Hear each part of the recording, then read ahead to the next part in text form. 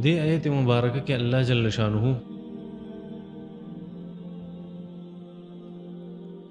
د دې يهوديانو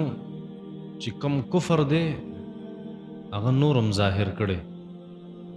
چې يهوديان مسلمانان نه دي دي ته تاسو اهل کتاب نشئ ویلې عیسایان تاسو اهل کتاب نشئ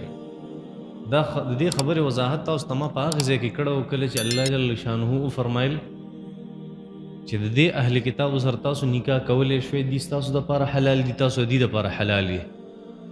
په هغه وخت کې مې ته ویلو چې دی چونکه خپل کتاب نه مني نه الله جل شانه فرمایي دی ته تاسو اهل کتاب نشئ ویلې دا نم اهل کتاب دی او نه به اهل کتاب شي ولې الله جل شانه فرمایي اے نبی علیہ الصلوۃ والسلام تی په یو فیصله کې فیصله کوون کې جوړ لې تی په یو مسله کې فیصله کوون کې جوړ لې هغه چې مخکې کومه واقعیت تیر شوه د بدکارۍ چې په تورات کې دا لیکلي و چې یو نارینه او زنانه شادي شدی واده کړی او د هغې نه پس هغه بدکاري وکړي نو په تورات کې سزا دا وه چې هغه به سنګسارې نبي علیہ الصلوۃ والسلام هم ولې دغه فیصله وکړه چې دا به سنګسارې اوس الله جل شانه فرمایي چې تاله فیصله راوړه نو د دې نه مخکې اوس خلک په دې باندې پوهیو چې دی ایمان والا نه دي اوس خلک اوس هم نه پوهیو کې دی چې دی ایمان راوړي یا دی چې لا حق ورته نه واضحه شوی والله جل شانه فرمایي چې ته کله دی فیصله کوونکی جوړ کړې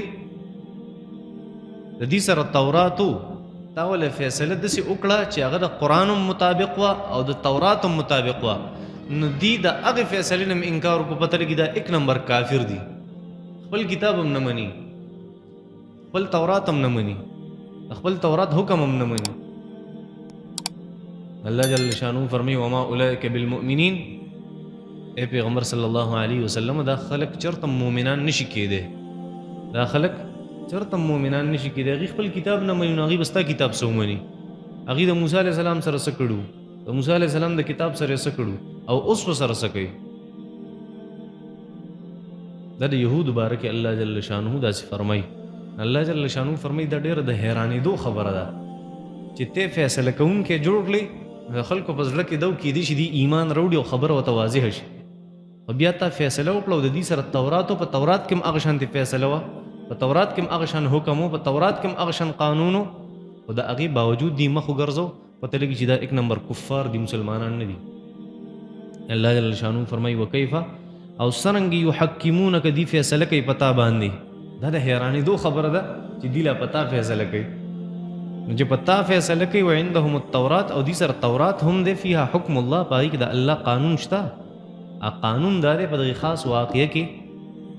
چې شادي شوه هغه بدکاریو کې هغه به رجم کې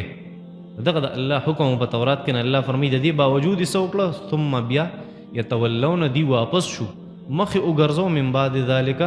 وروسته د دینه وروسته ستا د فیصلې نه ستا فیصله مو وکړه او تورات هم شته او دواړو فیصلې یو شانتې ده ستا د قرآن او د تورات الله جل شانه فرمایي د دې نه پس یې ګورم وګرځېده واپس شو مخې واړو ویې نه منله الله فرمایي وما اولئک نه دي د خلق بالمؤمنین مؤمنان ښه په دیو په منافقانو کې هېڅ فرق نشته دا یو شی دی بس قرآن ته ناسم کې دې لپاره ما یو لفظ وي ډېر نامناسب دی د بس وکړو